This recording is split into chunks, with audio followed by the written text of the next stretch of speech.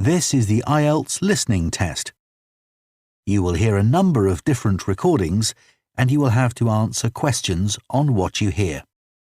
There will be time for you to read the instructions and questions and you will have a chance to check your work. All the recordings will be played once only. The test is in 4 parts. At the end of the test, you will be given 10 minutes to transfer your answers to the answer sheet. Now turn to Part 1.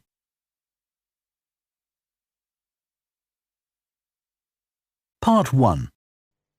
You will hear 2 students, Jacinta and Lewis, discussing a holiday they are planning in Queenstown, a tourist centre in New Zealand popular with young people. First, you have some time to look at questions 1 to 6.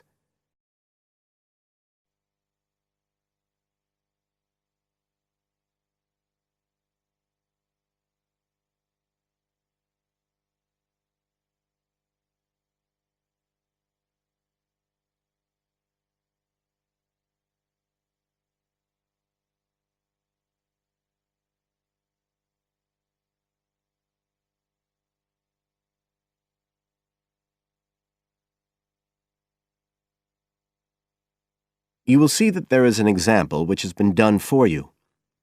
On this occasion only, the conversation relating to this will be played first.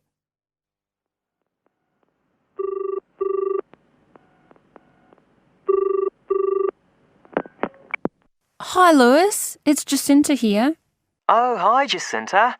I was just going to call you. I was thinking we ought to do something about accommodation for our trip to Queenstown. Yeah, actually, that's just why I rang you.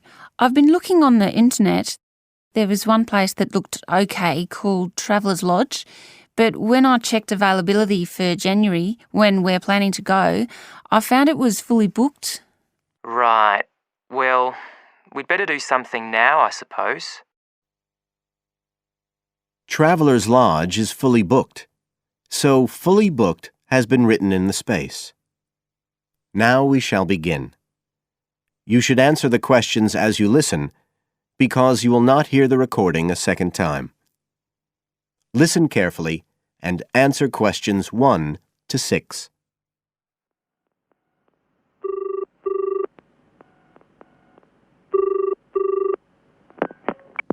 Hi, Lewis. It's Jacinta here. Oh, hi, Jacinta. I was just going to call you. I was thinking we ought to do something about accommodation for our trip to Queenstown. Yeah, actually, that's just why I rang you. I've been looking on the internet. There was one place that looked okay called Traveller's Lodge, but when I checked availability for January, when we're planning to go, I found it was fully booked. Right. Well, we'd better do something now, I suppose. I've actually got a list up here on the computer. There's one place called Bingley's that looks possible. It's $1975 a night. That's US dollars. They quote all the prices in US dollars. So that's about 26 or 27 New Zealand dollars. That's okay.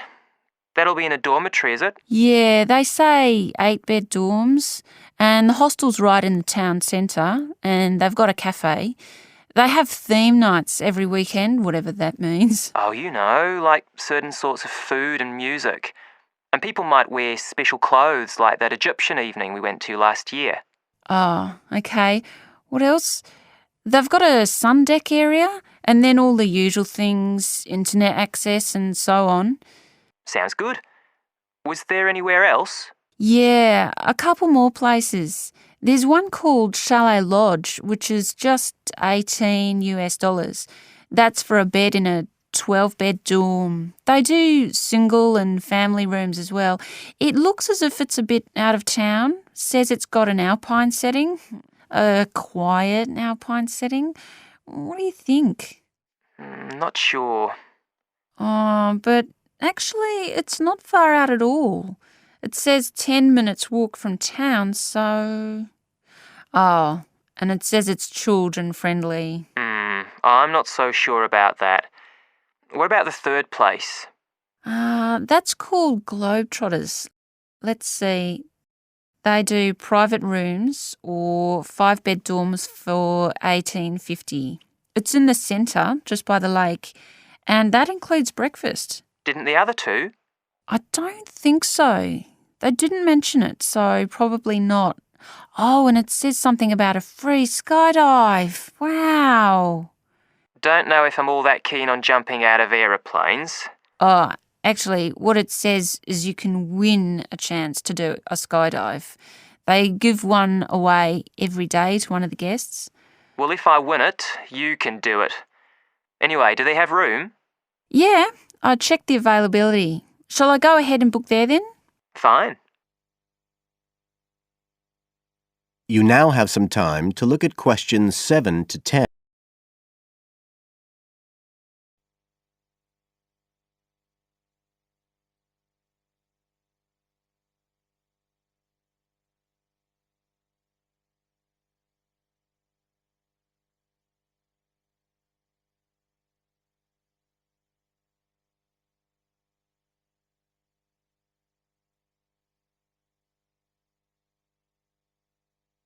Now listen and answer questions 7 to 10. I was looking at what there is to do too. There are lots of sites offering deals for adventure sports. I suppose we have to do a bungee jump. Why? Well, it's Queenstown where they more or less started it as a sport. You can, if you really want to jump off the side of a bridge with an elastic rope tied round your ankles. I'll watch. Okay, so what do you want to do? As far as adventure sports go, I was talking to someone who went whitewater rafting there. He said it was really awesome. They drive you up the Shotover River and then you come down on a rubber raft through the whitewater rapids where the river's really narrow and fast and end up going through a tunnel nearly 200 metres long. I think it's quite expensive though. Oh, I'm on for that if you are. Cool. The other thing you can do is the jet boat ride. That sounded just a lot of noise though. It's basically just whizzing around on the river on a very fast boat, isn't it? My friend did that as well. He said it was a bit touristy, but worth it. I'll give it a go. You go right up the river canyon. He said the drivers were really skillful, but I don't mind going on my own. But there's lots to do as well as the whole commercial adventure bit. We ought to do some trekking. The scenery around there's amazing. I don't want to miss that. The place to start's Glenorchy, apparently, about 40 minutes drive. That's where lots of the wilderness trails begin. Okay, I'll pack my walking boots. I'd better start getting in training. I haven't done anything except sit at my desk for months. Now, is there anything else we need to decide?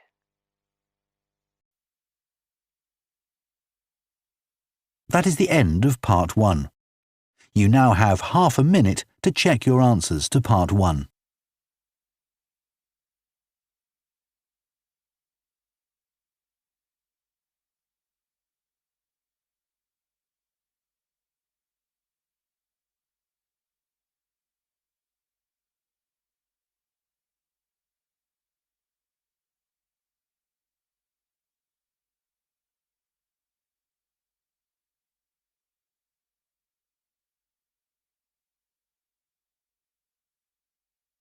Part 2.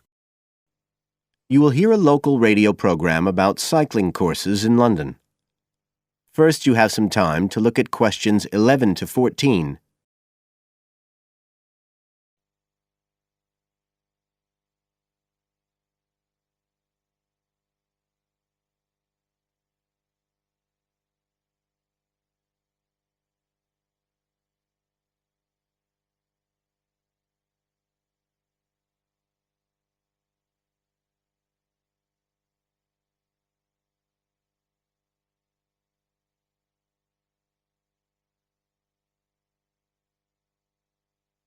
Now listen carefully and answer questions 11 to 14. There's been a great deal of interest lately in encouraging people to use bicycles instead of cars as a means of transport. But not everyone is confident about riding a bike at the best of times, let alone in the middle of a city like London. Jack Hayes is a professional trainer who works for a London-based company, City Cyclist. which provides cycle training for the public. What exactly does City Cyclists do, Jack? Well, our basic purpose is to promote cycling as a sustainable form of transport. We believe the best way to promote cycling is to teach people to use their bikes safely and with confidence. In European countries, people all learned from their parents, and they also learned in school.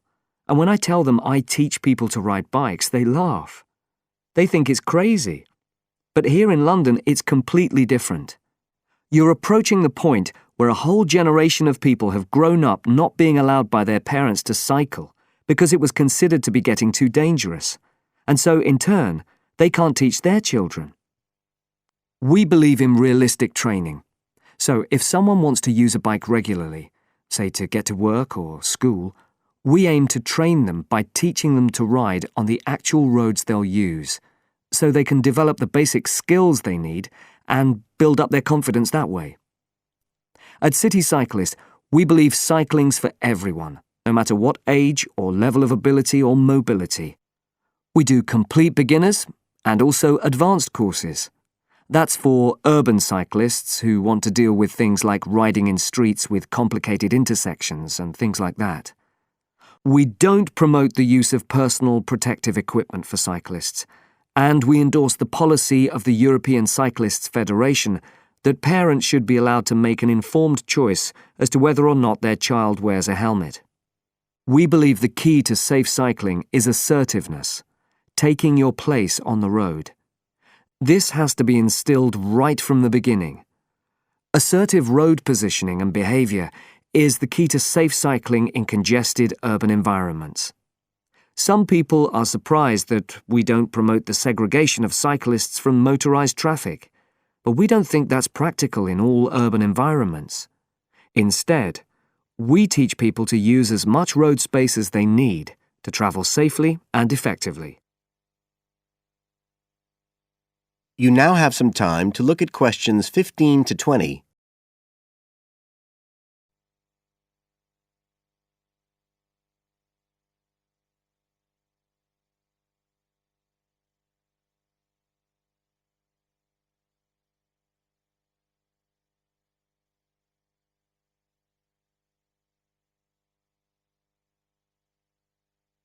Now listen and answer questions 15 to 20. Now, as well as courses for individuals, City Cyclist provides a number of services for organisations. For example, we can deliver fun, safe cycle training activities at schools, arranging courses so that the disruption of curriculum time is kept to a minimum. As well as this, in order to promote safe cycling, we have provided training courses for employees and staff of local councils. And we are also increasingly looking at developing training courses in companies in order to help employers work towards green transport plans by helping to increase the number of staff cycling to work. Right, so that's a brief summary of what we do. If any listeners would like to find out more about the organisation, you can have a look at our website. That's City Cyclist, CITI, cyclist.co.uk. And in order to book lessons, you can either phone us on 020 7562 4028 or do it online. There's an application form on our website, and you can just download that and send it in. We charge £27.50 per hour for one-to-one lessons, plus £6 for each extra person. So you're looking at just £39.50 for a family of 3, say. If you've never been on a bike in your life before, we reckon we can get you riding in 1 hour. And for most people, a course of road training usually takes 3 hours. But whether you're a parent or a child, an individual or an institution, we'll be happy to discuss your special needs and make a program just for you.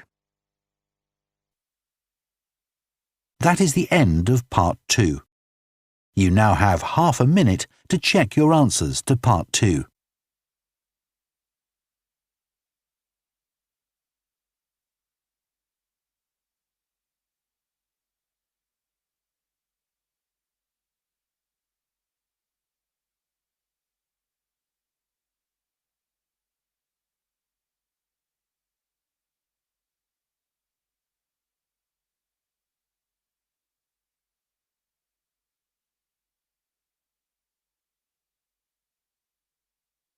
Part 3. You will hear two students, Sharon and Zhao Li, talking to their tutor about a presentation they gave the previous week. First, you have some time to look at questions 21 to 23.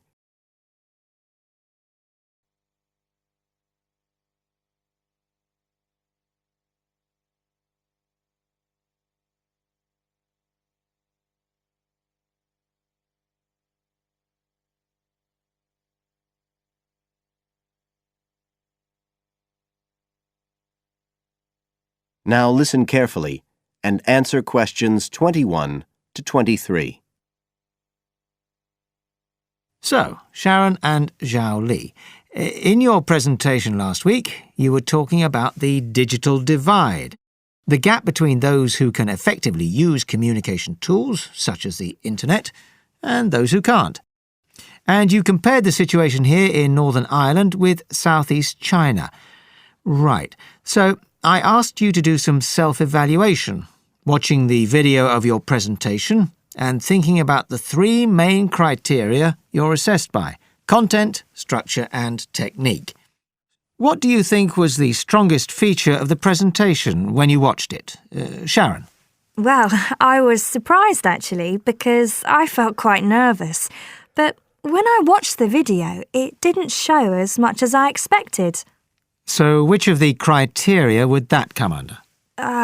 Confidence? That's not actually one of the criteria as such. Zhao Li? Technique? It's body language and eye contact, isn't it? Well, I didn't think I looked all that confident, but I think that our technique was generally good, like the way we designed and used the PowerPoint slides. So you both feel happiest about that side of the presentation? Yeah. OK, now on the negative side, what would you change if you could do it again? Well, at first I'd thought that the introduction was going to be the problem, but actually I think that was okay. We defined our terms and identified key issues. It was more towards the end. The conclusion wasn't too bad, but the problem was the questions. We hadn't really expected there'd be any, so we hadn't thought about them that much. OK, anything else? Well, like Zhao Li says, I thought the conclusion was okay, but when I watched this on the video, I thought the section on solutions seemed rather weak. Can you think why? Well, we explained what people are doing about the digital divide in China and Northern Ireland, but I suppose we didn't really evaluate any of the projects or ideas. It was just a list, and that was what people were asking us about at the end mostly. You now have some time to look at questions 24 to 30.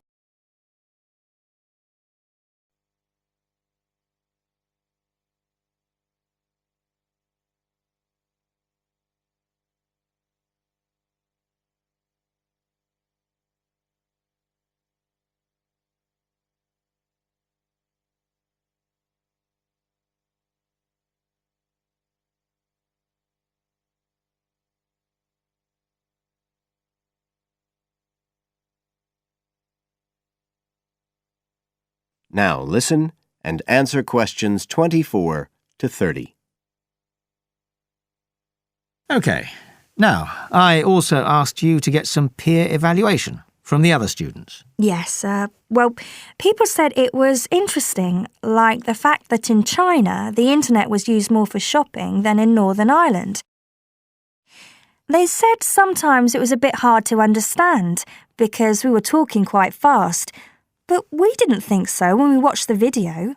No, it's a bit different, though, because you know all this information already. If you're hearing it for the first time, you need more time to process it. That's why signposting the structure and organisation of the talk is important.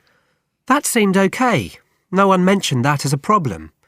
Some people said that we could have had more on the slides, like some of the other groups had nearly everything they said written up on the visuals as well. But other people said the slides were good. They had just the key points. Yes. And most people said we had quite good eye contact and body language. They all pointed out we'd overrun. They all said we were 5 minutes over. But we timed it afterwards on the video, and it was only 3 minutes. We were a bit unsure about the background reading at first, but I think we did as much as we could in the time. Anyway, no one commented on that under content. But one thing that did come out was that they liked the fact we'd done research on both Northern Ireland and China. Most other people had just based their research on one country. We managed to get quite a lot of data from the internet, although we had to do our own analysis, and we did our own surveys as well in both countries. So the class gave us best feedback for content, but it was all okay. Right. Well, that's quite similar to the feedback I'm giving you. I was very impressed by the amount of work you'd done and by your research methodology. So, actually, I'm giving you full marks for content. 5. Oh. The structure of the presentation was good, but not quite as good as the content. So, I gave that 4. And the same for technique. So, well done. Thank you. Now, the next stage is to write up your report. So, just a few pointers for you here. First of all, in your presentation, I think your ending was rather abrupt. You suddenly just stopped talking. Yeah. It wasn't a big problem, but think about your closing sentences in your report. You want to round it off well. One thing I forgot to mention earlier was that I felt a very strong point was that after you'd given your results, you explained their limitations. The fact that we didn't have a very reliable sample in terms of age in China. Yes, that section. So don't forget to include that. And you had some excellent charts and diagrams, but maybe you could flesh out the literature review a bit. I can give you some ideas for that later on if you want. OK, is there anything else you want to ask? No, thank you. Thanks. That is the end of Part 3. You now have half a minute to check your answers to Part 3.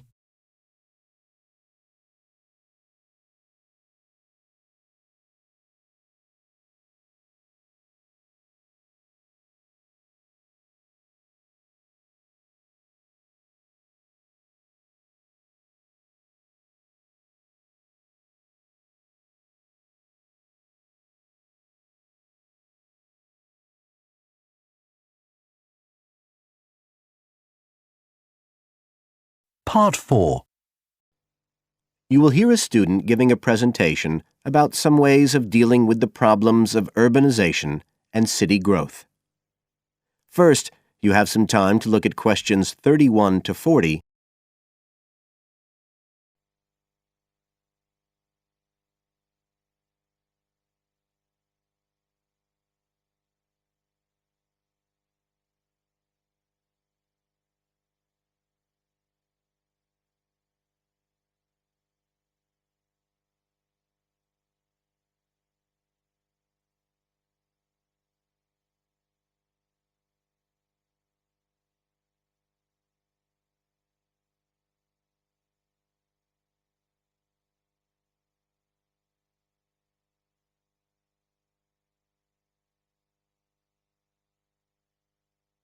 Now listen carefully and answer questions 31 to 40. Well, Adam's just been talking about some of the problems that have resulted from the rapid growth of cities in the last 100 years. Things like housing, sanitation, crime and so on. For my presentation, I'd like to look at some examples of what cities are doing to try to solve some of these problems. As part of its Healthy City program, the World Health Organization, the WHO, has come up with a set of criteria for a healthy city. The WHO says that, amongst other things, a healthy city must provide a clean environment which is also safe. It mustn't be dirty or dangerous for its inhabitants. As well as that, the WHO says a healthy city has got to be able to satisfy its inhabitants' basic needs. That's all its inhabitants, not just the rich ones or the ones with jobs, everyone who lives there. A third criterion, is that it's got to have health services which can be used by all the inhabitants and which they can access easily. The final point's to do with local government. The WHO says this is something that the whole community should be involved in, not just a few powerful politicians or businessmen. So, a healthy city is not just a matter of avoiding illness, that sort of healthiness. It's the way that the whole city works together for the benefit of its population. OK, so what I'd like to do now is to look at some projects in different cities around the world where cities have tried to meet these criteria, to make their cities healthy ones.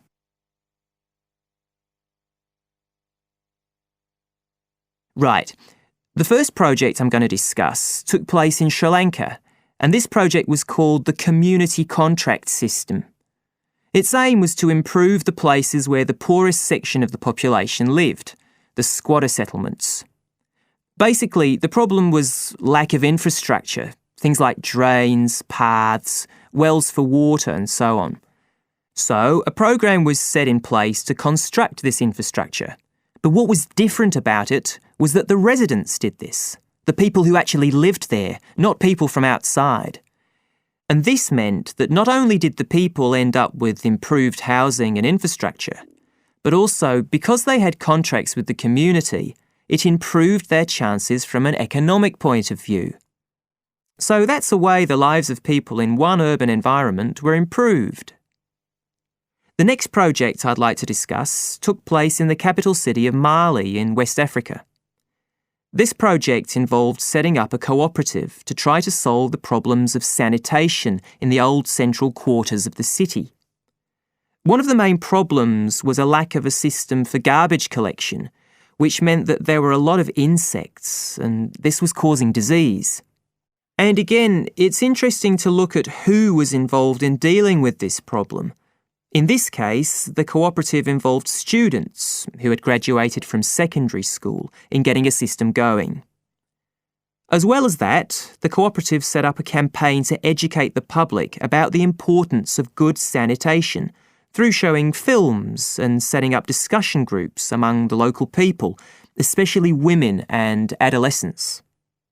And the outcome was an increased environmental awareness, which led to changes in household behaviour, as well as improved living conditions. OK, the third project was in Egypt, just outside the capital, Cairo, which is a city that's grown very rapidly in the last few decades. This project was based in a women's centre in a poor area called Makatam. The aim of the project was to support girls, young women from the area from poor families. So these were women who had no education. They'd never been to school, so they were totally illiterate, and they had no chance of getting jobs. At the Women's Centre, they were shown how to sew and how to weave, and once they'd learned these skills, they were given the equipment, a sewing machine or a loom, so that they could make things to sell and had a chance of earning their own living. And this project has meant that these young women have greater status in the community, but as well as that, they can enjoy a better quality of life. So I don't think the problem is that cities are bad. This world and its cities have the resources to provide for the population that lives there. What it takes is a stronger will and a better distribution of resources. That is the end of Part 4. You now have 1 minute to check your answers to Part 4.